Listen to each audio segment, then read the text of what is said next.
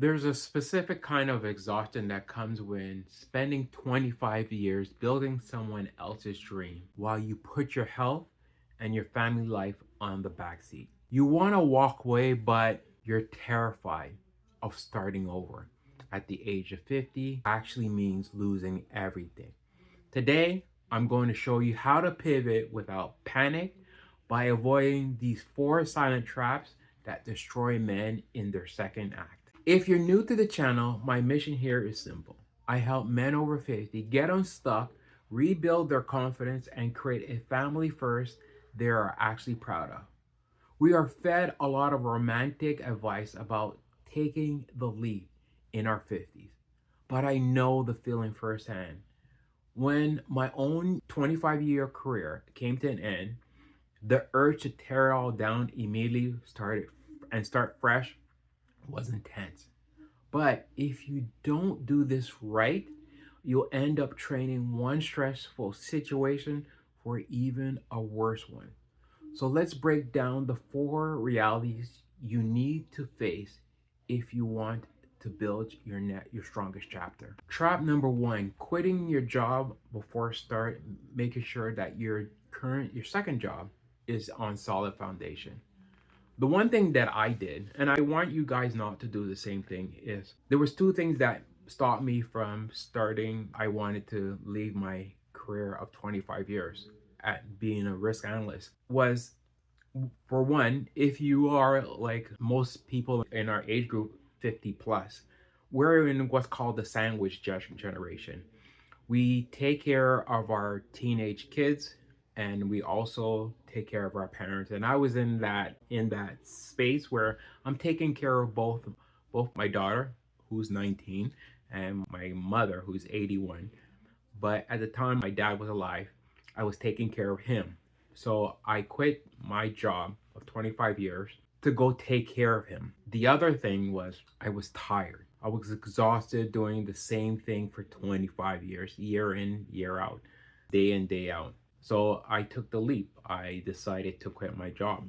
It was a risk that I took, but it was just I couldn't do another day. But what I did was I didn't wait till my business was established. I did have income coming in, but to continue the lifestyle that you really want is you have to make sure that you have a solid foundation in your other business, that it's being replaced. My recommendation is make sure that you have your financial business is intact, so your business is stable, you have an income. But what you can do is, instead of doing that job that you're tired of, you can step down or do something else. The part that you don't know is that sometimes you have to take a pay cut and you're not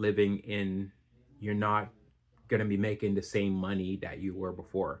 That's what I did. Is I went into another industry completely, which is retail, and I decided to take a pay cut. The one thing about doing retail or working in a retail type of companies is there's not a lot more thinking. It's more physical. I was able to do more physical thing, but I'm able to focus on when I come home. I'm not that exhausted. From my old job as a risk analyst, where your mental abilities burned from the whole day putting out fires, to now working for a retail company where, so it's a step down from what I was doing. But what I realized is now I can put more energy into starting a business, start doing something completely new. So my recommendation is make sure that's all in good foundation. Make sure, another key is, you can make sure that your business is making 2 times the salary that your current salary is making. Don't quit your job.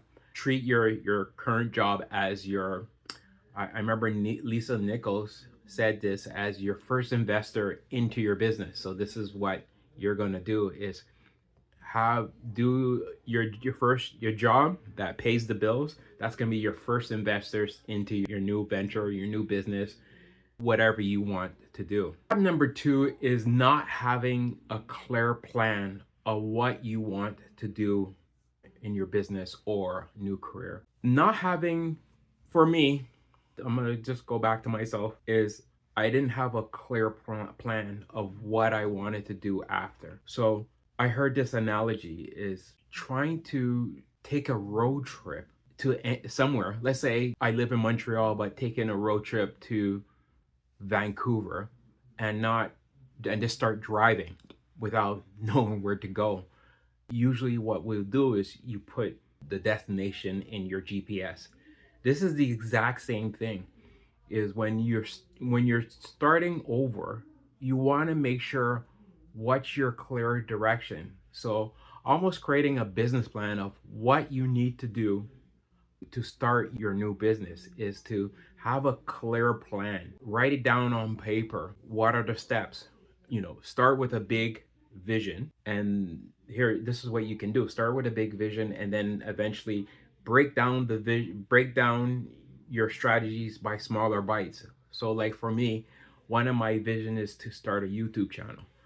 I didn't get to this level of being comfortable on this camera as I am now, but I took smaller steps. Every video I tried to improve on my other videos and create a business. Or so have your grand vision and then break them down into smaller bites.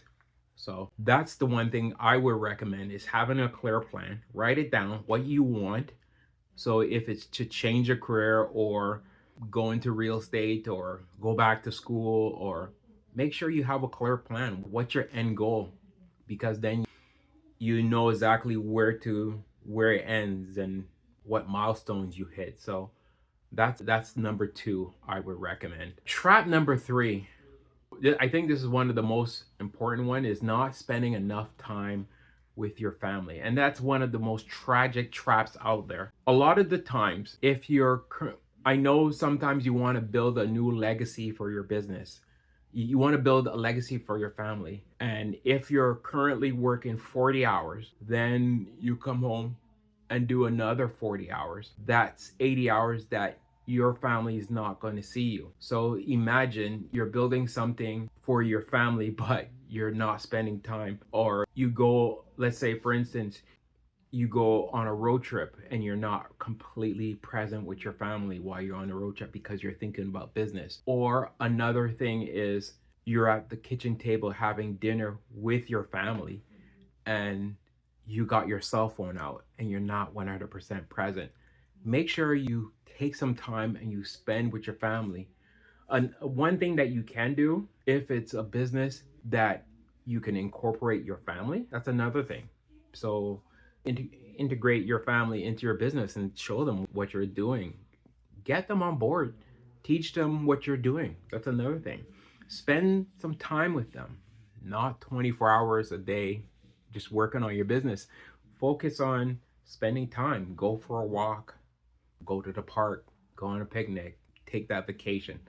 Don't neglect your family, because here I'm trying to teach family first. And if you're spending 80 hours working your current job and then trying to create a new business, then that takes away the whole aspect of why you're building a business for, so you can build freedom for your family. And the final trap that I want to tell you guys is don't neglect your health.